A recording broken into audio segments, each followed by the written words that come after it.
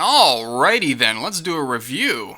I think the big indie title out right now is Enter the Gungeon, and folks, it's pretty awesome. There just isn't much there to talk about. It's a gun/Dungeons and Dragons themed Binding of Isaac. Fun game, but I can sum up Buy It Now in an introductory skit about a different game I'm reviewing, which is Daughters of Shadows, an SCP Breach event. So this game is supposed to be a tribute or entry or something into the SCP saga. And I'm not sure if I'm using the word saga appropriately. Turns out what it is it's this big community writing shtick where so long as you're generally sticking to the ideas of the created universe, you can contribute, and I think maybe the community votes it canon. I'm not too sure, I honestly didn't look into it that far. So this game is the newest addition to the universe, I think. I read the forums and I see a lot of pissed off nerds complaining certain aspects weren't accurate. Me? I have no clue whether any of this is accurate or not. And that being said, none of the original universe is going to sway my opinion one way or another with regards to this game. Let's not mince words here, folks. From the trailer alone, the game looks like an old-school Flash game I used to play on Newgrounds. But the thing is, low-end art used correctly can be just as effective as the best graphics. I never spoke to the developers, so this is pure speculation, but I think they knew their graphical and artistic limitations, so they decided to go with the grayscale and show everything at a bit of a distance to distort the perception and lend more to the atmosphere that something isn't right here. Well, that's what makes sense to me anyway. And you know what, even the opening menu I think they did a decent job with. Don't get me wrong, it could be a lot better. Up close the main character looks like some weeaboo anime attempt I used to see scribbled on the notebooks of all the girls back in high school that I used to lie to saying it looked awesome in the hopes for some booty.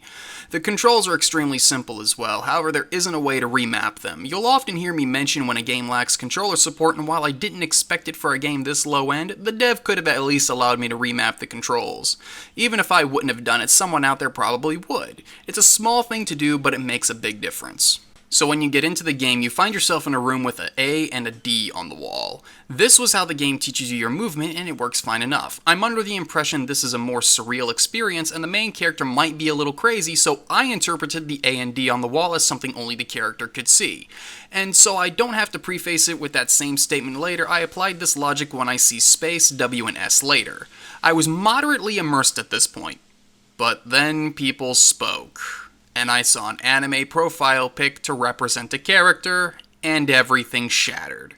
Okay, let's just put aside for one, that anime picture looks like a character from that Evangelion show that introduced everyone to the concept of full-body anime pillows.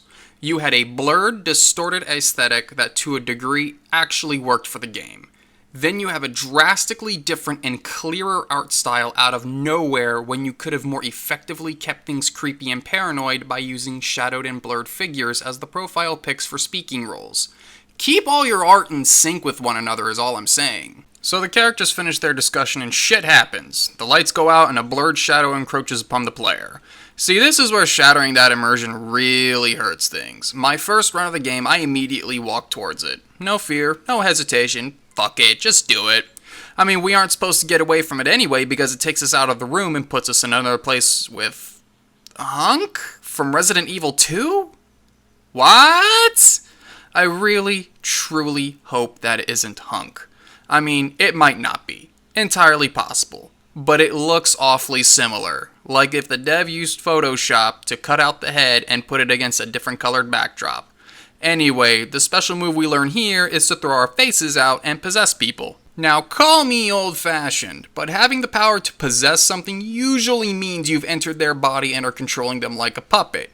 I'm not familiar with it meaning they turned into a shield for us. Though technically possessing also means you can have something on your person, so I guess this is passable? What isn't passable is how the profile pictures of the character instantly changes to another amateur anime drawing. This confused the hell out of me at first. What is this, Hunk Unmasked? I don't know. What's more confusing is what you can do now. In the next area, you have to fend off an attacker and you do so by throwing Hunk at him? Seriously, what the shit is happening here? And I mean that in terms of sheer mental befuddlement, not perhaps the paranoia the dev might have been going for. I didn't finish this game. It randomizes the layout each new playthrough, and I never completed a single run. This is not a good game. This is not something that should be sold. And To the dev, if you see this video, don't take that statement too harshly. I'm under the impression you had genuine heart for the project and you wanted to involve yourself in this SCP mythos. All great, the spark is definitely there, but this title was just atrocious. The problems this game has are glaring and obvious. But that's a good thing, because they're readily in your face to be fixed next time around. And I mean that, this is definitely a fixable game for round 2.